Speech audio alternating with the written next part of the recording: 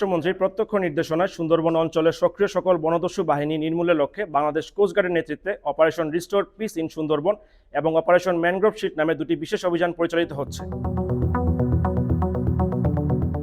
সুন্দরবনে বনদস্যু করিম শরীফ বাহিনীর সঙ্গে কোস্টগার্ডের বন্দুকযুদ্ধের ঘটনা ঘটেছে। এ সময় পরাস্ত হয়ে পালিয়ে যাওয়ার সময় ৩ দস্যুকে আটক করা হয়েছে।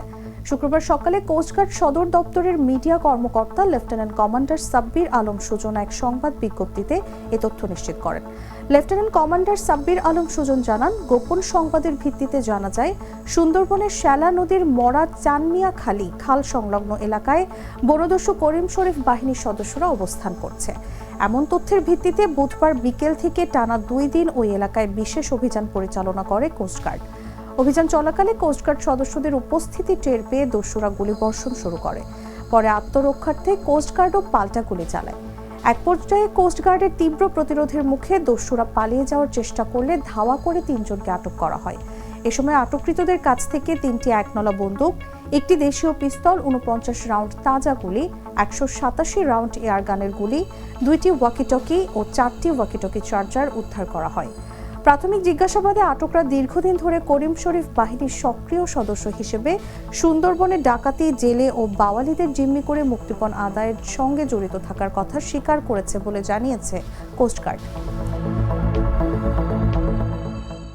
এই অভিযানের ধারাবাহিক সফলতা হিসেবে পঞ্চমবারের মতো অপারেশন ম্যানগ্রোভ শিল্ডের আওতায় অভিযান পরিচালনা করে কুখ্যাত ডাকাত করিম শরীফ বাহিনীর 3 জন সক্রিয় সদস্যকে অস্ত্র ও গোলাবারুদ সহ আটক করা হয়।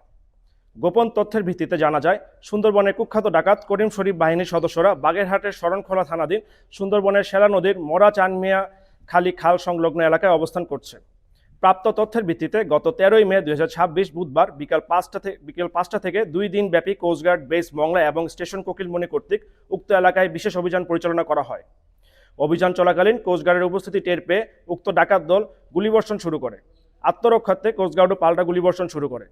কোস্টগার্ডের তীব্র প্রতিরোধের মুখে ডাকাত দল পালানোর চেষ্টা করলে অভিযানকারী দল ধাওয়া করে করিম শরীফ বাহিনীর 3 জন সক্রিয় ডাকাত সদস্যকে আটক করতে সক্ষম হয়। এ সময় আটককৃতদের কাছ থেকে 3টি একনলা বন্দুক, একটি দেশীয় পিস্তল, 49 রাউন্ড তাজা কার্তুজ, 187 রাউন্ড এয়ারগান গোলা, 2টি ওয়াকিটকি ও 4টি ওয়াকিটকি চার্জার উদ্ধার করা হয়।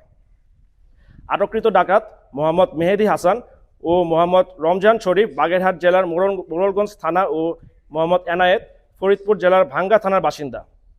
প্রাথমিক জিজ্ঞাসাবাদে জানা যায়, তারা দীর্ঘদিন যাবৎ সুন্দরবনের করিম শরীফ বাহিনীর সক্রিয় সদস্য হিসেবে ডাকাতি এবং সাধারণ জেলে ও বাওয়ালিদের জিম্মি করে মুক্তিপণ আদায় করে আসছিল। উল্লেখ্য, গত 13ই মে বন বিভাগের তৎপরতা ও সহযোগিতায় করিম শরীফ বাহিনীর কর্তৃক জিম্মিকৃত 4 জন জেলেকে উদ্ধার করে কোস্টগার্ডের নিকট হস্তান্তর করে। জব্দকৃত অস্ত্র, গোলাবারুদ ও আটককৃত ডাকাতদের পরবর্তী আইনানুগ ব্যবস্থা গ্রহণের কার্যক্রম প্রক্রিয়াধীন রয়েছে। সুন্দরবনকে সম্পূর্ণরূপে দস্যুমুক্ত করতে ডাকাত ও তাদের সহযোগীদের বিরুদ্ধে কোস্টগার্ডের অভিযান